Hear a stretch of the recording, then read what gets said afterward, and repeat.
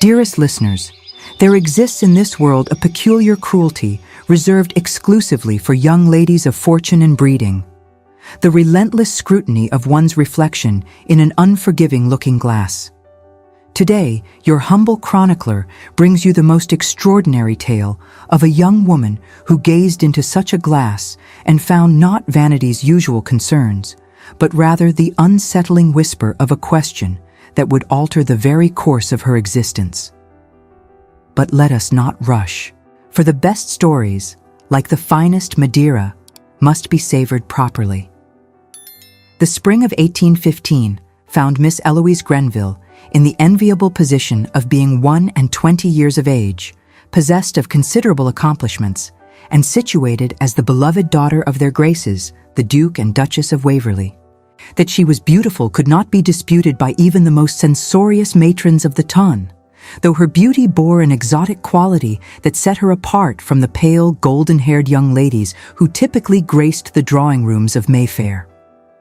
On a particular evening in late April, as the household of Waverley Manor prepared for the grand ball that would mark the opening of their London season, Eloise sat before her dressing table whilst her lady's maid arranged the dark masses of her hair. The looking-glass reflected back a countenance of striking contrast, hair as black as a raven's wing, eyes of the deepest brown, and skin that bore warmth despite the current fashion for pallor. It was not vanity that held Eloise's attention, but rather a creeping sense of otherness that had begun to manifest with increasing frequency.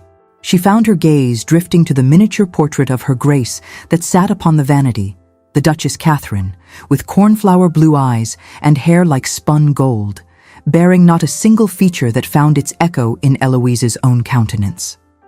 His Grace, the Duke Richard Grenville, was similarly fair, as had been every ancestor whose portrait lined the gallery at Waverley Manor. The question pressed forward with uncomfortable insistence: to whom precisely did she bear resemblance? Her maid departed, and Eloise moved to the small writing desk where she kept her most precious possessions. Among them was a miniature of the Duchess, painted when her Grace was but 18. Eloise held it beside her own reflection, and searched desperately for some shared feature that might quiet the unease in her heart. There was none. The ball at Waverley Manor that evening overwhelmed the senses from the moment one entered. The sweet strain of violins floated through air thick with the mingled scent of beeswax candles and hothouse roses, while hundreds of flames reflected endlessly in gilded mirrors, transforming the ballroom into a shimmering dreamscape. The rustle of silk against silk created a constant whisper beneath the murmur of refined conversation, and jewels caught the light at every throat and wrist, a constellation of wealth and privilege gathered beneath painted ceilings depicting classical mythology. Eloise descended the grand staircase with her Grace at precisely the appointed hour, her gown of white silk adorned with delicate embroidery, pearls at her throat that had belonged to the previous Duchess. The evening progressed through its expected phases. The receiving line where Eloise executed perfect curtsies and exchanged pleasantries with the endless stream of guests. The opening quadrille where she partnered with young Lord Hartley, whose conversation proved as uninspired as his dancing. The careful navigation of the social waters that required a young lady to appear sought after without seeming fast, engaged without appearing bookish, beautiful without vanity. It was during a brief respite when Eloise had been prevailed upon to display her accomplishments at the pianoforte that the evening took an unexpected turn. As she rose from the instrument, her eyes fell upon Lady Montrose, speaking to companions in a voice that carried rather further than discretion might have advised. The words reached Eloise with perfect clarity. One might marvel at how the Duchess had produced such a dark-haired daughter when both their Graces were so remarkably fair. Perhaps there was some foreign influence in her Grace's family that had failed to manifest until this generation? The remainder of the evening passed in a peculiar haze.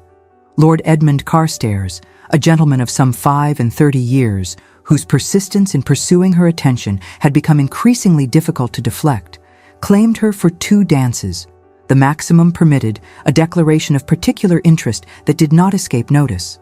As the evening drew toward midnight, Eloise slipped away to the library, that sanctuary where she had spent so many happy hours of her childhood.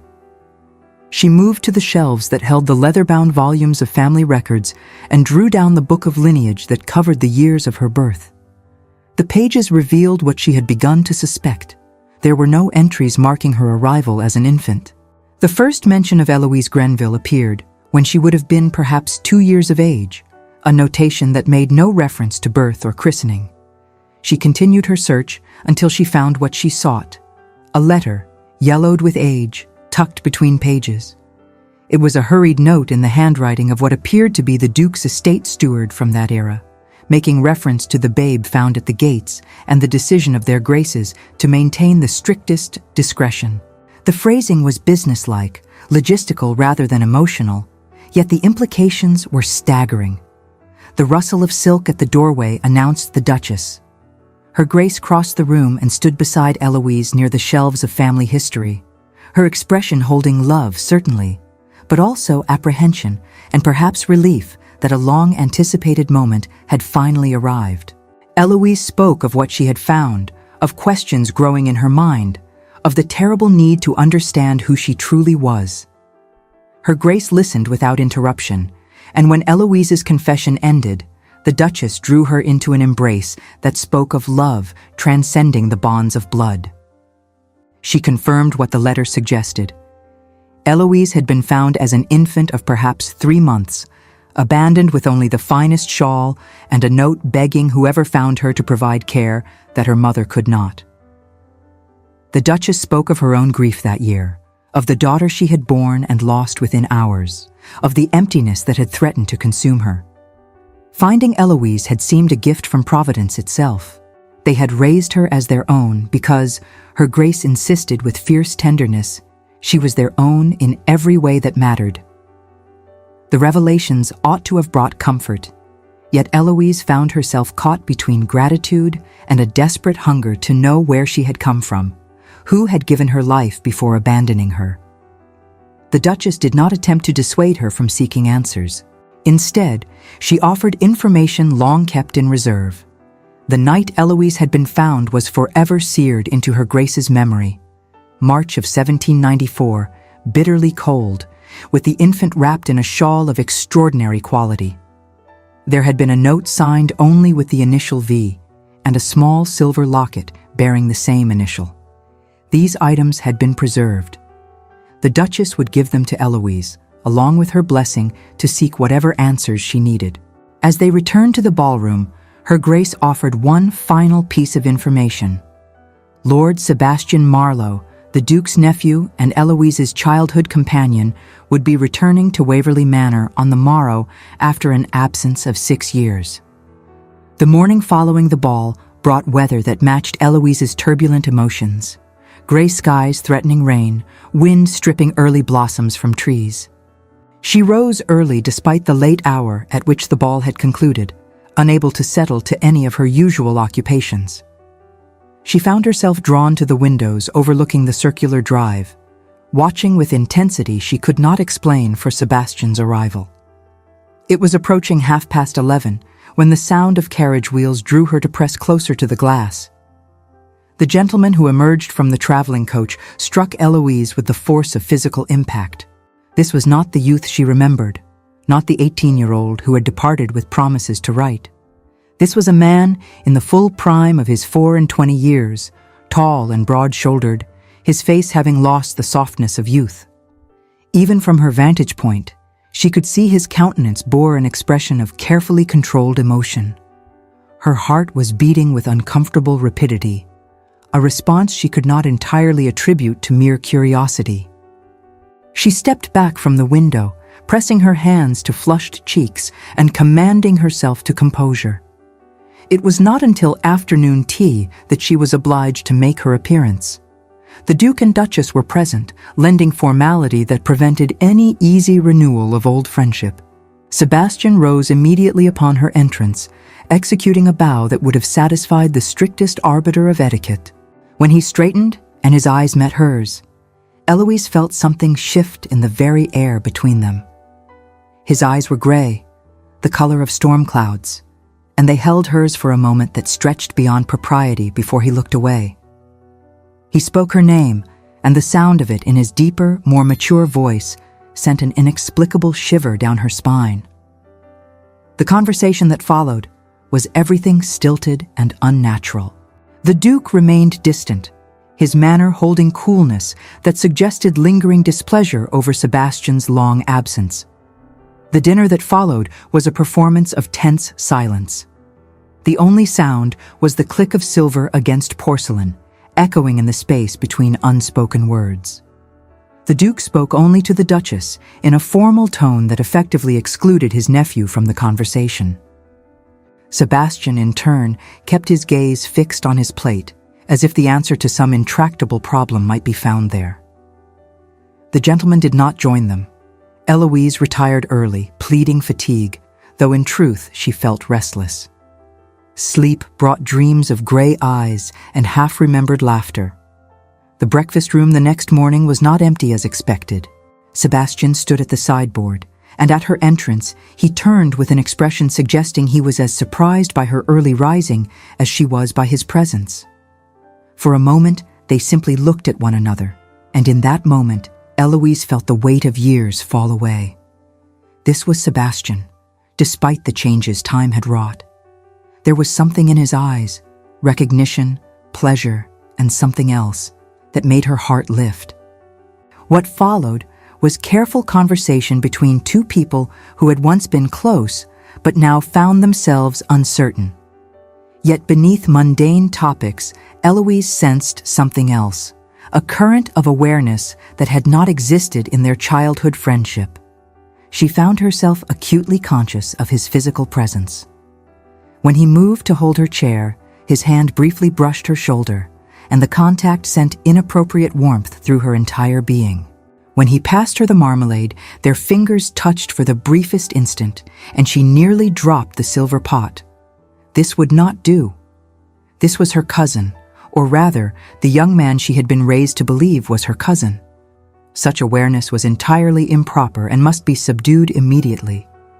Yet despite stern internal lectures, she could not prevent her eyes from following him, could not stop herself from noting the breadth of his shoulders, the strength evident in his hands. The days following Sebastian's return established a peculiar pattern. The Duke's business kept Sebastian occupied for much of each day, yet there were moments when Sebastian and Eloise found themselves in each other's company, and in those moments, something shifted between them. It began with encounters that might have been accidental, but occurred with suspicious frequency. Eloise would be reading in the library, and Sebastian would enter seeking a book.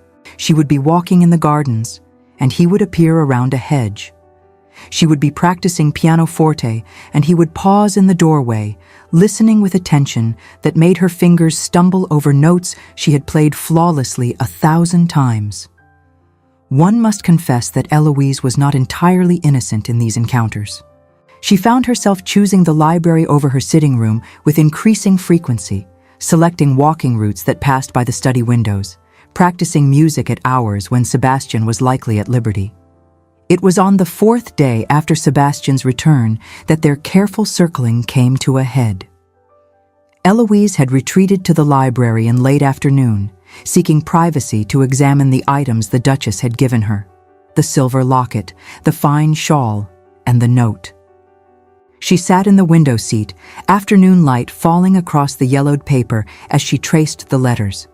The handwriting was educated, feminine, written in English but with formations suggesting a writer more comfortable with French. The message was heartbreaking in its brevity. She could not keep her child, but prayed whoever found her would provide love and care she deserved. Signed simply with the initial V.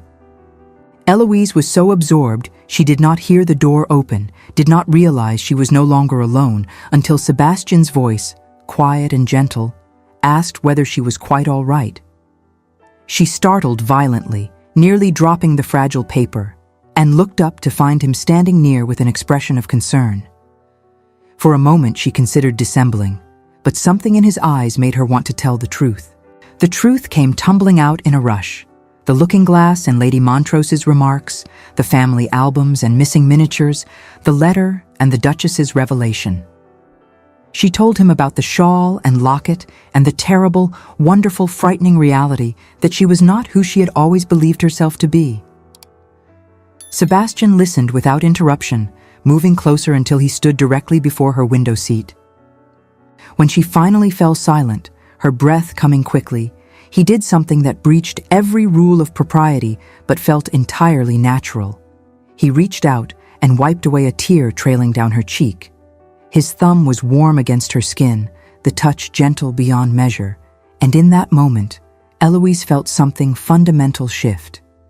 This was not the touch of a cousin, not casual contact of childhood friendship. This was something else entirely. He withdrew his hand quickly, as though the contact had burned him, and took a step back. But the damage, or perhaps the revelation, was complete. They stared at one another in silence, charged with awareness, with possibility, with terrible knowledge that what lay between them was not simple affection of family. Sebastian recovered first. He asked whether she wished to discover the truth about her origins, and when she confirmed that she did, he offered assistance she had not dared request. He had connections on the continent, resources that might prove useful in tracing the identity of a woman known only by the initial V. If she trusted him, he would help her uncover whatever answers could be found. Eloise accepted his offer with gratitude beyond words. She showed him the artifacts, watched as he examined each with careful attention. The shawl was of a type produced by workshops in Lyon, expensive enough that it would have been owned only by someone of considerable means or by someone connected to the theatrical world. The locket was of French manufacture, the style popular in years immediately preceding the Revolution. As they bent over these remnants, their heads nearly touching, Eloise became acutely aware of how close they were, of warmth radiating from Sebastian's body, a faint scent of sandalwood and leather that clung to him. She found herself wondering what it would be like to close the small distance between them. Such thoughts were madness. Setting aside entirely the question of whether they were cousins by blood, there remained the fact that society viewed them as such. Any romantic connection would be considered highly inappropriate, if not actually scandalous. The first true test came 5 days after Sebastian's return, when Lady Morrison held a ball at her estate. Attendance was obligatory, and the Duke decreed they would all attend. Lord Carstairs appeared early, attaching himself to Eloise with persistence bordering on inappropriate. He claimed her for the first dance and made his intentions embarrassingly clear, speaking of his admiration, of comfort and luxury she would enjoy as his wife, of his desire to see the arrangement settled. Eloise deflected his suit with practiced ease, pleading need to consider such an important decision carefully. Throughout this uncomfortable exchange, she was acutely aware of Sebastian's presence across the ballroom. She caught him looking in her direction more than once, his expression unreadable, but the set of his jaw suggesting displeasure. When Carstairs finally released her, Sebastian appeared at her side with suddenness suggesting he had been waiting. He offered to procure her a plate from the supper room, his tone perfectly polite, but his eyes holding something that made her pulse quicken. They walked together through connecting rooms, maintaining proper distance, yet somehow creating intimacy through the simple act of moving in tandem. Sebastian guided her toward the terrace doors rather than the supper room, and Eloise did not protest. The terrace was blessedly cool after the overheated ballroom. They stood at the balustrade, and for a long moment neither spoke. When Sebastian finally broke the silence, his voice was low and intense. He spoke of Carstairs, of the man's reputation as a fortune hunter who had pursued several heiresses with single-minded determination. He questioned whether Eloise truly understood what marriage to such a man would entail. The vehemence in his voice startled her. As he spoke, a memory surfaced unbidden. Whispers she had overheard the previous season about a young heiress whose engagement to Carstairs had ended abruptly, followed by her family's swift retreat to the continent amid rumors of scandal. Eloise had dismissed it at the time as mere gossip, the sort of malicious speculation that inevitably attached itself to any broken engagement. But Sebastian's warning cast that half-forgotten story in a darker, more sinister light. and she felt a chill of recognition that perhaps her instinctive wariness of Carstairs had been wiser than she knew. She assured him that she had no intention of accepting Carstairs' suit, that her heart remained entirely her own, that she would not marry where she could not love. Sebastian turned to face her fully, and in the silvery light she could see conflict warring in his expression. He moved closer, close enough that propriety demanded she step back, yet she found herself rooted. His hand lifted as though to touch her face, and she held her breath. At that moment, the terrace doors opened to admit Lady Beatrice Hammond with two other young ladies. The spell was broken, and Sebastian stepped back with a bow, excusing himself to return to the ballroom. Lady Beatrice expressed the opinion that it would be a very romantic thing if Eloise and Sebastian were to make a match of it, never mind that they had been raised as cousins. The observation made Eloise's heart sink. She had forgotten that society remained ignorant of the truth. She and Sebastian were not blood relations. Any romantic connection would be viewed through the lens of their supposed cousinship. The scandal would be moderate rather than ruinous, but it would exist. The morning following Lady Morrison's ball brought a development that both thrilled and terrified Eloise. At breakfast, Sebastian appeared with a proposition he presented first to the Duke and Duchess. He had made inquiries regarding the possible origins of the artifacts and had received word that a jeweler in London might be able to identify the maker of the silver locket. The Duke granted permission for Sebastian to pursue this inquiry. More surprisingly, he agreed that Eloise might accompany him to London, provided the Duchess traveled as chaperone. Within 2 days, the party set forth for London. The journey took the better part of a day. Eloise found herself in a state of barely contained excitement that had little to do with uncovering her origins and everything to do with knowledge that Sebastian was a mere carriage length away. During the stop at an inn, propriety demanded they all take their meal together in a private parlor. Sebastian and Eloise found themselves seated across from one another, their knees occasionally brushing beneath the table due to confined space. Each accidental contact sent sparks of awareness through Eloise's entire being. They reached London as evening fell. Waverley House proved imposing and elegant, staffed by servants who attended to their arrival with practiced efficiency. The following morning brought them to the establishment of Monsieur Leblanc, whose shop occupied a discreet storefront in a quiet alley off St. James's Street. The elderly jeweler examined the locket with careful attention, turning it this way and that in the light. After several minutes, he looked up with satisfaction. The locket was indeed French work, created by a master jeweler who had specialized in pieces for the theatrical community, opera singers, famous actresses, dancers. The style suggested it had been commissioned around 1792 or 1793, and the initial V had been added after creation.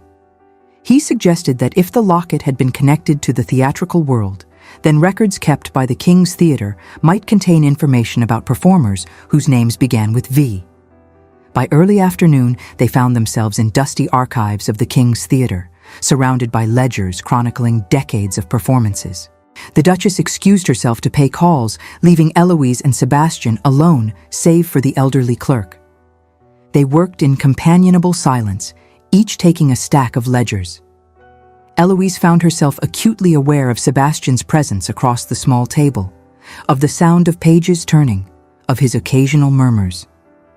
It was Sebastian who made the discovery as the afternoon light began to fade. He turned the book so she could see, and there, in careful script, was a name that made her heart stutter. Vivienne Rousseau, soprano, French by birth, engaged for seasons of 1792 through 1794. There were notations beside her name, addresses where she had lodged, performances in which she had appeared, and a final entry dated June of 1794, contract terminated, whereabouts unknown. Eloise found herself unable to speak. Sebastian came around the table to stand beside her, his hand settling on her shoulder with warmth and weight that anchored her to the present. Vivienne. Her mother's name had been Vivienne. She was not simply V from an abandoned note, but a real person who had lived and worked and walked the streets of London. They returned to Waverley House as dusk fell, both quiet with the weight of discovery. Dinner that evening was a subdued affair. The Duchess observed their expressions and wisely did not press for details, allowing them space to process what they had learned. Eloise retired early, lying awake in her luxurious bedchamber, her mind turning over that name, Vivienne Rousseau, like a precious jewel, examining it from every angle. The second morning in London brought renewed purpose. Sebastian had made inquiries the previous evening and learned that the former musical director of the King's Theatre, a Mr. Wellesley, still lived in rooms nearby and might be persuaded to grant them audience. Within the hour, they took tea with a gentleman approaching 80 years whose memory proved remarkably sharp. When Sebastian mentioned Vivienne Rousseau, the old man's face lit with recognition. He painted a picture that brought her to life, a young Frenchwoman of extraordinary beauty and exceptional talent, possessed of a voice that could move audiences to tears. She had arrived in London in early 1792 and quickly established herself as one of the most sought-after performers. There had been one patron in particular, he continued quietly, a married gentleman of high rank whose name he would not speak. The affair had been conducted with discretion, but when Vivienne began showing signs of expecting a child, the gentleman had abandoned her with shocking cruelty. Vivienne had continued to perform as long as her condition permitted, but eventually retired from the stage. She had disappeared from public view in spring of 1794, and when she resurfaced months later, there was no child with her, only sorrow that seemed to have aged her beyond her years. She had attempted to resume her career, but the spark that made her exceptional had been extinguished. Mr. Wellesley had heard years later that she had died of consumption in 1810, impoverished and alone. She had been perhaps 32 years old. The tale pierced Eloise's heart with physical pain. This woman had given her life, and then endured the loss with grief that destroyed her gift, and eventually her life itself. The note that had accompanied Eloise's abandonment took on new meaning.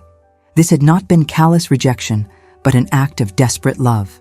Tears streamed down Eloise's face unchecked, and Sebastian, propriety be damned, drew her against his side, his arm around her shoulders providing support. Mr. Wellesley offered one final piece of information. Vivienne Rousseau was buried in St. Pancras churchyard, her grave marked by a simple stone purchased by fellow performers who had not forgotten her. They went directly to St. Pancras, though afternoon was advancing. The churchyard was peaceful, and it took time to locate the stone bearing Vivienne Rousseau's name. Eloise stood before it in silence, Sebastian remaining a respectful distance behind. The marker was simple, bearing only her name, years of birth and death, and a single line in French. Elle a chanté pour les anges. She sang for the angels. Eloise knelt beside the grave and placed her hand flat against cool stone. She spoke aloud, barely above a whisper, thanking this woman for the gift of life, for the sacrifice made, for loving her enough to ensure she had a better future. When she finally rose, Sebastian stood directly beside her. She turned to him, and without conscious thought, moved into his embrace, burying her face against his shoulder. His arms came around her immediately, holding her with tenderness that spoke of far more than friendship. It was Sebastian who spoke first when they drew apart, his voice rough with emotion. He told her she was remarkable, that she faced the truth with courage that humbled him, that he was honored to have been part of this journey. And then, as they stood in gathering dusk beside Vivienne's grave, he confessed the truth he had been concealing since his return. He had left England 6 years earlier, not simply to escape grief of his mother's death, but to escape his growing awareness of Eloise herself. He had been 18, she merely 15, and he had been horrified to realize his feelings for her were transforming into something entirely inappropriate. He had fled rather than risk acting on desires that seemed forbidden and wrong. The years abroad had not diminished what he felt. If anything, distance had only clarified the truth. Seeing her again had been his undoing. She was no longer the girl he remembered, but a woman who occupied his every waking thought and haunted his dreams. He acknowledged that society viewed them as cousins, that pursuing romantic attachment would invite scandal. He knew he had no right to speak, that his position offered her nothing like the wealth and status Carstairs could provide. But he could no longer remain silent. He was, he stated with quiet intensity, utterly and completely in love with her, had been for years, and would be for all years to come regardless of whether she could return his regard. The declaration left Eloise breathless. She wanted to respond, to tell him she loved him as well, but words seemed inadequate. Instead, she reached out and took his hand, lacing her fingers through his. They stood thus for a long moment, on the verge of something that would change everything. Sebastian leaned toward her, and Eloise felt her eyes begin to close in anticipation. But the church bell tolling the hour reminded them they were not alone in the world, that the Duchess would be wondering at their prolonged absence, that to be discovered in such a compromising position would create exactly the scandal they wished to avoid. They drew apart with reluctance, but Sebastian maintained possession of her hand a moment longer. He made her promise they would speak further, that she would not dismiss his confession without proper consideration. Eloise promised, though she knew already what her answer would be. The question was not whether she loved him, she did, but rather how they could navigate the complex social waters between them and happiness together. The return journey to Waverley Manor took place in a state of heightened awareness. Eloise found herself constantly conscious of Sebastian's presence, even though propriety demanded they travel in separate carriages. They arrived at Waverley Manor in late afternoon of the second day to find several visiting cards had been left, including 3 from Lord Carstairs. The Duke awaited them in his study, his expression serious. He requested a private audience with Sebastian before the younger man had even removed his traveling coat. Left alone with the Duchess in the drawing room, Eloise found herself unable to settle. She paced before the windows, her mind spinning with possibilities. The Duchess finally spoke with directness. She confirmed that Carstairs had indeed called 3 times in 2 days. More significantly, he had requested and been granted an audience with the Duke earlier that afternoon, before their return. The implications were clear. Carstairs had made a formal offer of marriage, and the Duke would now feel obliged to present it to Eloise for her consideration. The Duchess moved to sit beside her, taking her hand. What followed was a conversation that revealed truths carefully guarded until this moment. Her Grace spoke quietly about the nature of Eloise's relationship to the family, specifically her relationship to Sebastian. They were not, the Duchess confirmed, related by blood in any way. Sebastian was the Duke's nephew by his late brother's marriage, while Eloise was the foundling the Duchess had claimed as her own. There was no legal impediment to a romantic attachment between them. However, society did not know this truth. Society viewed them as cousins and would judge any romantic connection through that lens. The scandal would not be ruinous, but it would exist. Whispers would follow them. Some doors might close, some invitations might cease.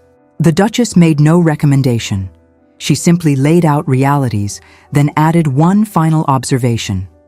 Marriages based on affection, while not unknown, were also not the norm in their circles. That Eloise might have the opportunity to marry for love was itself a privilege not granted to most young women of their class. But she must choose wisely, understanding the full cost of whatever decision she made. It was not until dinner that evening that Eloise saw Sebastian again, and the encounter proved far more painful than she could have anticipated. The Duke presided with usual formal courtesy, making no mention of his conversation with Sebastian or of Carstairs' offer. But Sebastian himself seemed transformed. His expression shuddered, his responses to Eloise's attempts at conversation polite but distant. What Eloise could not know, what the Duchess herself had only intuited, was the nature of the Duke's private interview with his nephew.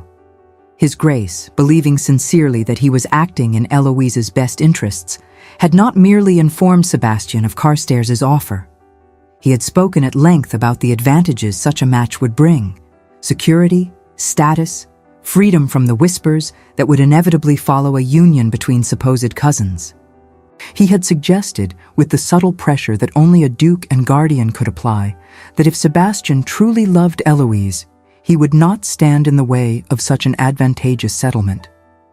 A gentleman, His Grace had implied, sometimes demonstrated love through sacrifice rather than possession.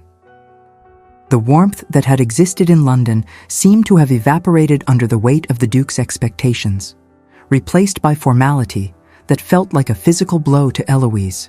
When their eyes met across the table, she saw none of the tenderness glimpsed at Vivian's graveside. Instead, there was something that looked almost like resignation, the expression of a man who had made a terrible decision for what he believed were noble reasons. After dinner, when the Duchess retired early, Eloise found herself alone in the drawing room. She had hoped Sebastian might join her, that they might have opportunity to speak privately. Instead, he excused himself immediately, claiming correspondence required his attention. She did not sleep well, her dreams fragmented and distressing. She woke early with a sense of foreboding that intensified when her maid brought word that Lord Carstairs had called and awaited her in the morning room, having been granted permission by His Grace to speak with her privately. Carstairs was everything a young lady ought to desire in a suitor. Handsome, possessed of both title and wealth, well-connected. What he did not speak of was love or affection, or even genuine regard beyond appreciation of her beauty and accomplishments. His proposal felt transactional, a business arrangement dressed in the language of courtship. She responded with grace, thanking him for the honor while requesting time to consider such an important decision. She would give him her answer before the end of the week. He acquiesced with visible reluctance, taking his leave with a bow that managed to convey both confidence in her eventual acceptance and displeasure at being made to wait. The Duchess found her afterward and drew her into an embrace that provided comfort without words, then suggested gently that perhaps a walk in the gardens might clear her head and heart. Eloise walked for perhaps 20 minutes when she rounded a turn to find Sebastian standing beside the small lake. He stood with hands clasped behind his back, staring across the water with an expression of such bleak sorrow that it stopped her in her tracks. She approached quietly and spoke his name softly. He turned, and for an instant she saw raw emotion before he schooled his expression into something more neutral. Eloise could not bear it. She demanded to know what had changed, why he was treating her with such distance, whether his confession at Vivian's grave had been less sincere than she had believed. What followed was a conversation marked by misunderstanding. Sebastian acknowledged that he had heard of Carstairs' offer, that the Duke had made His Grace's approval quite clear. If Eloise wished to accept Carstairs' suit, Sebastian would not stand in her way. He desired only her happiness, even if that happiness lay with another man. To Eloise, these words sounded like withdrawal, like Sebastian releasing his claim on her heart. She did not understand that his formality masked desperation, that he was attempting to be noble by not pressuring her toward a choice that would bring social difficulty. She responded with wounded pride, suggesting that perhaps she had misunderstood the nature of his feelings, that if he could so easily contemplate her marriage to another, then clearly his confession had not carried the weight she had attributed to it. Sebastian heard in these words acceptance of Carstairs. His expression shuddered completely, and he bowed with formal courtesy. He wished her every happiness in her future union, and excused himself. Eloise watched him walk away, too stunned to call him back. She stood beside the lake, replaying the conversation and recognizing too late all the ways they had misunderstood one another. By the time she returned to the house, Sebastian had departed for London on urgent business. He was not expected to return before week's end, precisely when Eloise had promised to give Carstairs her answer. The days that followed were among the most miserable of Eloise's life. She moved through expected routines with mechanical precision, but her heart was not engaged in any of it. Lady Beatrice called, full of cheerful gossip about the upcoming ball at Lady Morrison's country house, where half the county would be in attendance. Carstairs would expect her answer at the ball, would likely wish to make a public announcement of their engagement if she accepted. And Sebastian would be absent, lost somewhere in London, believing she had chosen Carstairs. The morning of Lady Morrison's ball dawned with deceptive beauty. Eloise had spent the preceding night in wakeful contemplation, finding each possible course of action wanting. She had been resting for perhaps an hour when her maid appeared with word that Lord Carstairs had arrived and requested an audience. The matter must be resolved one way or another. She descended to find Carstairs awaiting her in the drawing room. There was something proprietary in the way he stood near the fireplace, as though he already considered himself master of this space. He wasted no time. Surely by now she had reached a decision regarding his generous offer. He spoke as though her acceptance was a foregone conclusion. Eloise drew herself up and prepared to deliver her refusal. She thanked him for the honor but regretfully must decline. She could not in good conscience accept his suit when her heart remained unengaged. Carstairs' expression transformed. The veneer of gentlemanly courtesy fell away. His voice, when he spoke, held none of its previous warmth. He observed that her refusal was precipitous, that perhaps she did not fully understand the implications. And then, with coldness that made her blood run chill, he mentioned that it would be unfortunate if certain irregularities regarding her origins were to become common knowledge. He had made inquiries. He knew about the circumstances of her birth, about the foundling child that the Duchess had claimed, about the absence of any legal claim to the name and position she enjoyed. Eloise responded with icy precision that would have made her Grace proud. She informed him that whatever information he possessed changed nothing. She would not be coerced into marriage through threats. Carstairs moved closer, his expression hardening. He suggested she reconsider very carefully. Her current comfortable existence depended entirely on the Duke's continued goodwill. If society learned she was merely a foundling of unknown parentage, her position would become untenable. Her only hope of maintaining status was to accept his offer. He would await her answer at the ball that evening. With a bow that somehow managed to convey both confidence and contempt, he departed. For several minutes, Eloise remained frozen. Then, with sudden clarity, she knew what she must do. She could not face this alone. She found the Duchess in her private sitting room and poured out the entire encounter. Her Grace listened with an expression that grew increasingly severe, and when Eloise concluded, the Duchess rose with decisiveness. They would face this together. The Duke must be informed immediately. More than that, it was time for all truths to be revealed, including truths His Grace had kept concealed. Within the hour, Eloise found herself in the Duke's study along with the Duchess. What unfolded over the next hour would alter her understanding of her past in ways she could never have anticipated. The Duke, faced with his wife's insistence and Eloise's distress, spoke with unusual hesitancy. He explained that when Eloise had been found as an infant, he had made discreet inquiries, as any responsible guardian would, attempting to discover her origins. The quality of the items that had accompanied her suggested wealth and status, and he had suspected involvement of someone from the upper ranks of society. But the trail had gone cold quickly. Without a name, without witnesses willing to speak, he had been forced to accept that some mysteries might never be solved. He had put the matter aside as the years passed, focusing instead on raising Eloise as his daughter. Until recently, mere weeks ago in fact, when Lord Lumley had requested a private audience. The elderly peer, facing his own mortality and tormented by decades of guilt, had confessed to being Eloise's father. He had told the Duke the full story: his affair with Vivienne Rousseau, his cowardly abandonment when she became with child, his assumption that she had made arrangements for the infant herself. He had not known, he claimed, that Vivienne had been forced to abandon her baby. He had not known anything beyond his own shame until, by chance, he had heard rumors about the Duke's ward and her mysterious origins. Lord Lumley had come to the Duke seeking permission to acknowledge Eloise privately, to make some provision for her future, to seek forgiveness for failures as a father.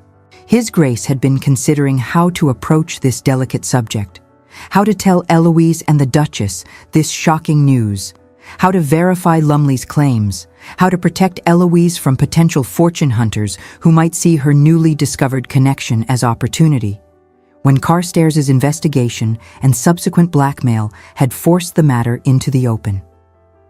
The Duke's voice held genuine regret as he explained this.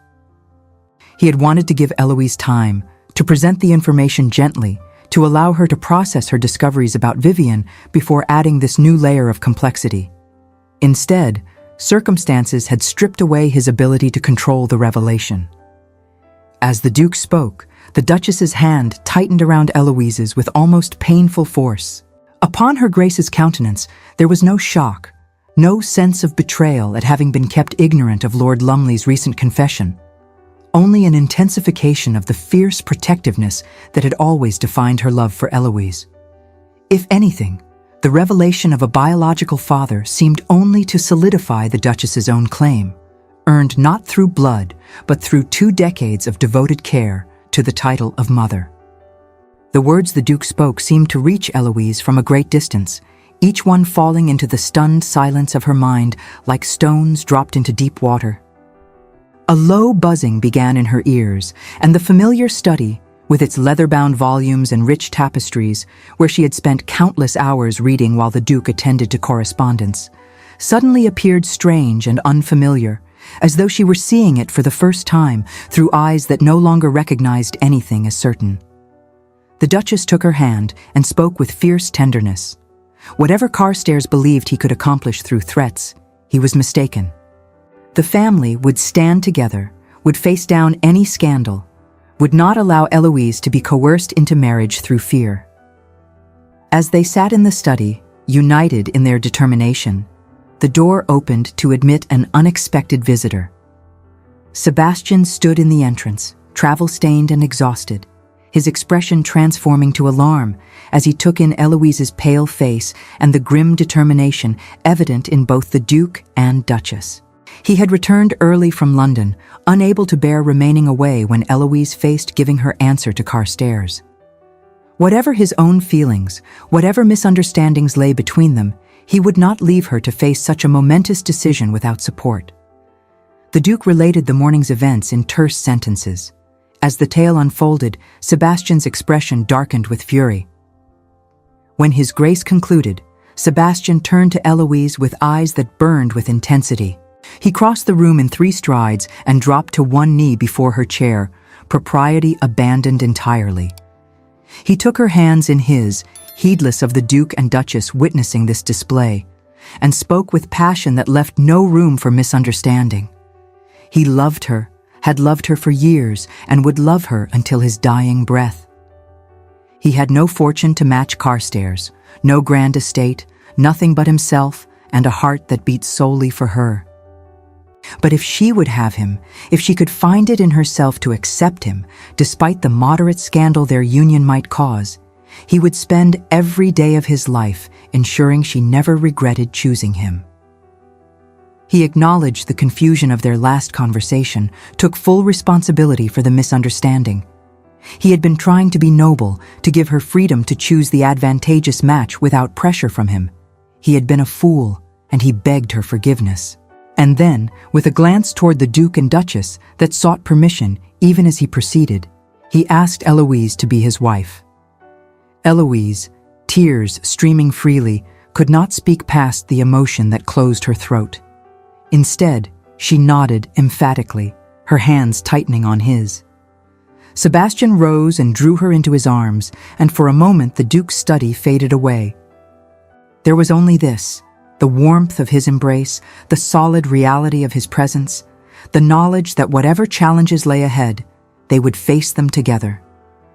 The Duke cleared his throat, a sound that held equal parts approval and amusement.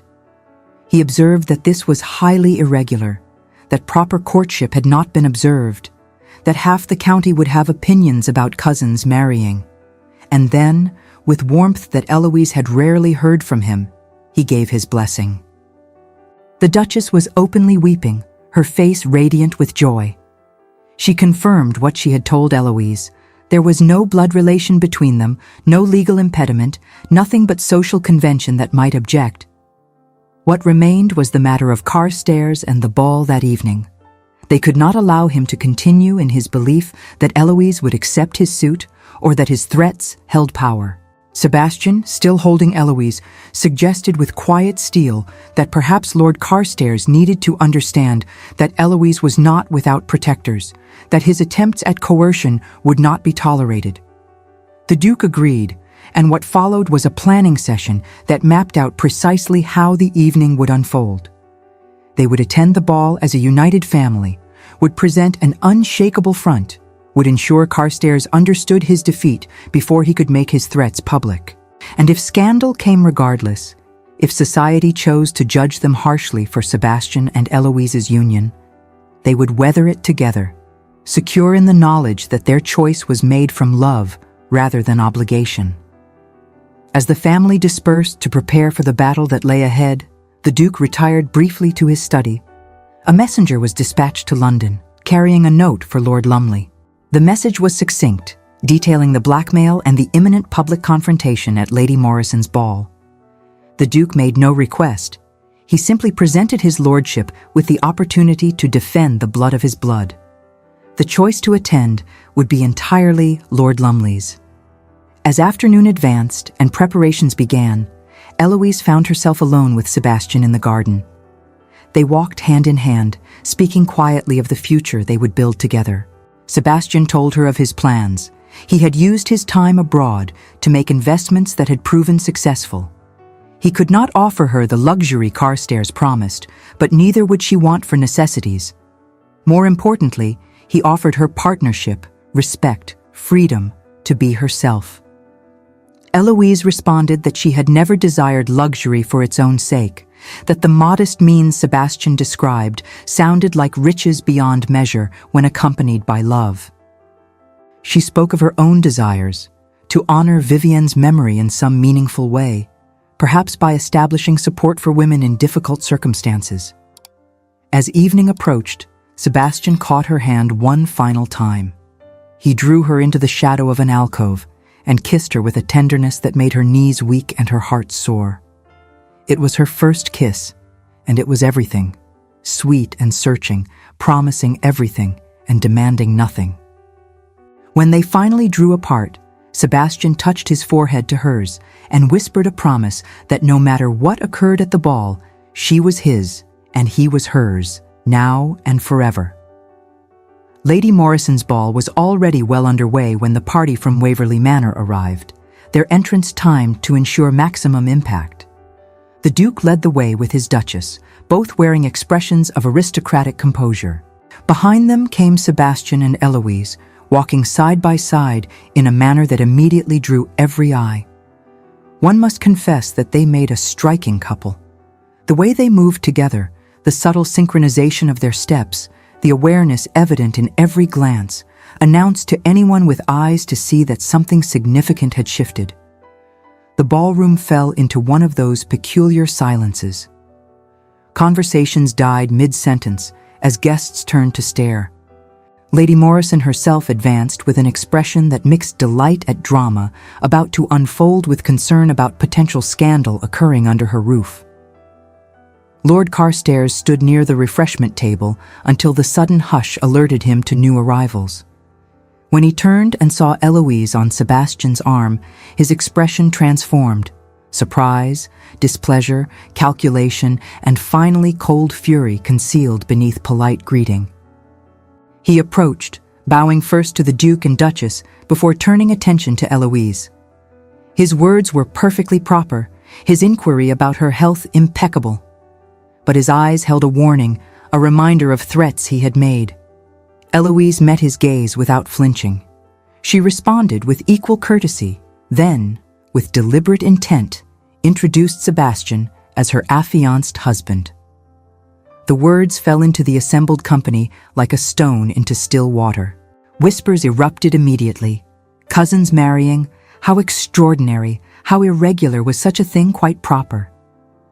Carstairs' mask of civility cracked visibly. He requested a private word with Eloise. The Duke intervened smoothly, observing that anything Lord Carstairs wished to say could be said before him, as Eloise's guardian. What followed was a confrontation that would be discussed in drawing rooms for months. Carstairs, abandoning all pretense of gentlemanly behavior, accused Eloise of leading him to believe she would accept his suit. He spoke of time invested in courting her, of expectations he had been encouraged to form, of his right to an explanation. The Duke responded with icy precision that no promises had been made, no formal understanding established, and that his ward was entirely within her rights to refuse any suit that did not please her. Carstairs, his face flushed with fury and humiliation, in his rage abandoned every pretense of gentlemanly conduct. He announced to the assembled company that perhaps they did not understand the full nature of what they were condoning. Miss Grenville, and here he emphasized the name with contempt, was not who she pretended to be. She was a foundling, a bastard child of unknown parentage, raised above her station through the Duchess's misguided charity. The gasps that greeted this revelation were entirely genuine. But before whispers could transform into condemnation, an unexpected voice cut through the chaos. Lord Lumley, who had been standing near the windows, stepped forward with dignity that commanded immediate attention. He was an imposing figure despite his years, his bearing that of a man accustomed to authority. He confirmed that yes, Miss Grenville was indeed not of legitimate birth. She was, in fact, his daughter by Vivienne Rousseau, a woman he had loved, but lacked courage to stand by when she needed him most. He had failed both mother and child through cowardice and concern for his reputation, an error he regretted more deeply with each passing year. The Duke and Duchess had given his daughter a life he could not provide, had raised her with love and care he had no right to expect. That he was now standing before society, admitting his connection, was not because of Lord Carstairs' threats, but because he could no longer bear the dishonor of denying his own child. Miss Grenville was beloved by the Duke and Duchess, was affianced to a gentleman of good family and excellent character, and would inherit from him upon his death such property as he could legally bequeath to her.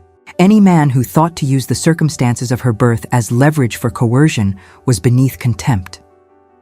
The impact of Lord Lumley's statement was profound. To have a peer of his standing publicly acknowledge an illegitimate daughter was shocking, certainly, but also strangely admirable. His frank admission of his own failures, his evident remorse, and his clear affection for Eloise transformed the narrative from one of scandalous deception to one of family loyalty and redemption. The Duchess moved to stand beside Eloise, placing an arm around her shoulders. She addressed the assembly with quiet dignity, confirming that she had indeed found Eloise as an infant and chosen to raise her as her own daughter. That decision had brought her more joy than she could express. Eloise was her daughter in every way that mattered, and the Duchess would stand by her against any attempt to diminish or shame her. Sebastian finally spoke. His words were simple, but carried absolute conviction. He announced that he had loved Eloise since they were children together, that his years abroad had only strengthened that love, and that he considered himself the most fortunate of men that she had consented to be his wife. They were not related by blood, society's concerns about cousinship notwithstanding, and he would thank anyone who had objections to address them to him directly. The challenge implicit in his tone was unmistakable, as was the protectiveness in his stance. Eloise herself, surrounded by her family's support, found her voice. She addressed the assembly with composure that would have made Vivienne Rousseau proud, speaking of the mother she had never known, of the sacrifice that had given her chance at life, of the family who had chosen to love her. She acknowledged the irregularity of her situation while refusing to apologize for circumstances beyond her control. She was Eloise Grenville, adopted daughter of the Duke and Duchess of Waverley, biological daughter of Vivienne Rousseau and Lord Lumley, affianced wife of Lord Sebastian Marlowe. Each of these identities was true, and none cancelled out the others. When she concluded, the silence that followed held a quality of respect, Lady Morrison was the first to move, crossing the ballroom to embrace Eloise with genuine warmth and declaring that anyone who thought less of Miss Grenville for the circumstances of her birth was not welcome in her home. Other guests followed, though not all. Some families departed immediately, their disapproval evident. Lady Montrose and her coterie withdrew to the far side of the ballroom. But a surprising number of guests remained, and many approached to offer congratulations and support. Lady Beatrice arrived in a flurry of silk and enthusiasm, embracing Eloise with such force both nearly toppled. She declared it the most romantic thing she had ever witnessed.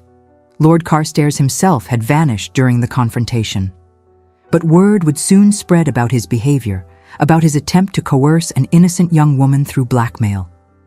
Several gentlemen made pointed comments about the necessity of maintaining honor, observations clearly intended to reach Carstairs' ears. Sebastian and Eloise took to the dance floor for the first time as an engaged couple, their waltz drawing every eye. They moved together with unconscious grace, lost in their own world despite the dozens of spectators. The evening progressed, the ball resuming something approximating normal activity, though conversations were decidedly more animated than usual. It was near midnight when the party from Waverley Manor finally departed, exhausted but triumphant. The carriage ride home was marked by comfortable silence. The Duke observed that they had weathered the storm admirably, that the scandal would be significant but manageable, that time and Eloise's evident worth would eventually overcome most objections. Lord Lumley had requested permission to call upon Eloise. He wished to establish a relationship with his daughter, to make what amends he could. The decision whether to receive him rested entirely with Eloise. Eloise considered this in silence, her hand clasped in Sebastian's. She decided that yes, she would receive Lord Lumley, not because she owed him anything, but because she had learned through her own search for origins that understanding one's past was essential to building one's future. The Duchess mentioned that they must begin planning the wedding immediately. A long engagement would serve no purpose. Better to marry quickly, establish themselves as a devoted couple, and allow society to adjust to their union as an accomplished fact. By the time they arrived at Waverley Manor, it had been decided. They would marry within the month, in the chapel on the estate, with only their closest friends and family in attendance. The residence that Sebastian and Eloise established some 20 miles from Waverley Manor was not grand by aristocratic standards, but it was beautiful in its simplicity and warmth. 2 years had transformed the scandal of their union into a story that society had come to view with something approaching approval. Not universal acceptance, certainly, but recognition that their love had proven genuine and enduring.